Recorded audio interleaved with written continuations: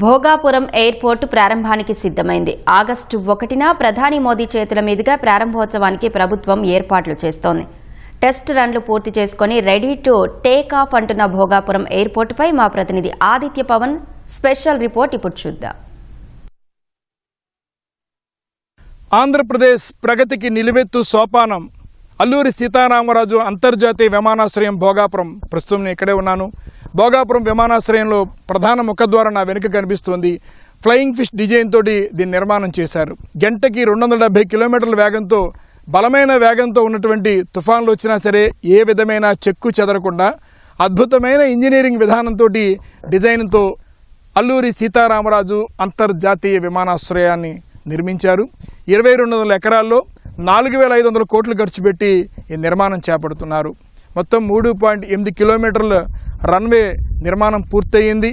28 విమానాలు పార్కింగ్ చేసేటువంటి సౌకర్యం ఇక్కడ కనిపిస్తుంది.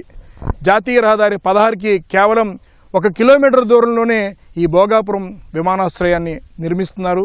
ఇప్పటికే దాదాపు పనులన్నీ పూర్తయ్యాయి. ప్రధాని చేతుల మీదుగా భోగాపురం విమానాశ్రయం ప్రారంభానికి సంసిద్ధంగా ఉంది. ఎయిర్పోర్టుకి సమీపంలో 4 నక్షత్ర హోటళ్లు వస్తున్నాయి. పక్కనే తాజ్ విమాన్ కూడా పూర్తయింది. మరోవైపు మరో పెద్ద 3 నక్షత్ర హోటళ్లు కూడా సిద్ధంగా ఉన్నాయి. కేవలం భోగాపురం విమానాశ్రయం ఒక విమానాశ్రయం మాత్రమే కాదు, ఉత్తరాంధ్ర ఆర్థిక ప్రగతికి ఎంతో దోహదపడుతుంది. విమానాశ్రయం ఒకవైపు, విమానాశ్రయానికి అనుబంధమైనటువంటి అనేక రంగాలను అభివృద్ధి చేయడానికి ఇప్పటికే కేంద్ర రాష్ట్ర ప్రభుత్వాలు కృషి చేస్తున్నాయి. ఏరో ఎడియో సిటీని కూడా పక్కనే నిర్మిస్తున్నారు.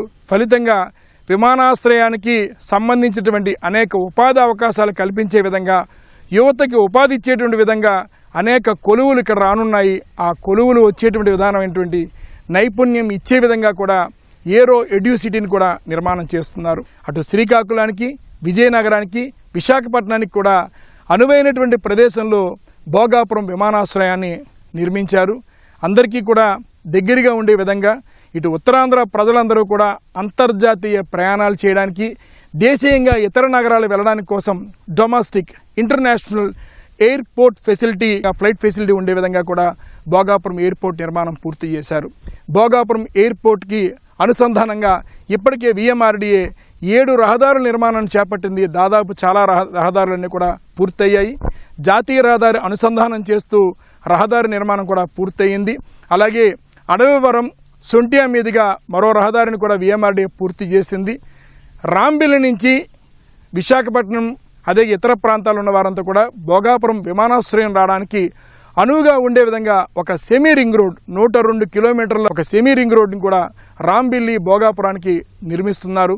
రానున్న రోజుల్లో అనకాపల్లి జిల్లా నుంచి కూడా ఎయిర్పోర్ట్కి కేవలం గంట వ్యవధిలో వచ్చే విధంగా రహదారి నిర్మాణం చాలా శరవేగంగా పూర్తయింది.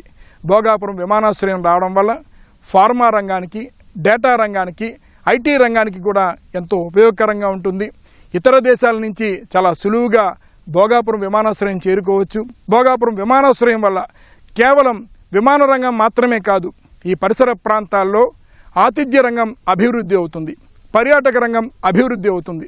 అదేవిధంగా ఆధ్యాత్మికమైనటువంటి సింహాచలం కావచ్చు, ఇతర ప్రాంతాలకు కూడా ఇతర దేశాల నుంచి పెద్ద సంఖ్యలో ప్రయాణికులు భోగాపురం విమానాశ్రయంకి వచ్చే అవకాశం ఉంది. భోగాపురం విమానాశ్రయం ప్రతి ఏటా 60 లక్షల మంది ప్రయాణికులు మొదటి దశలో వస్తారనేటువంటి అంచనా ఉంది.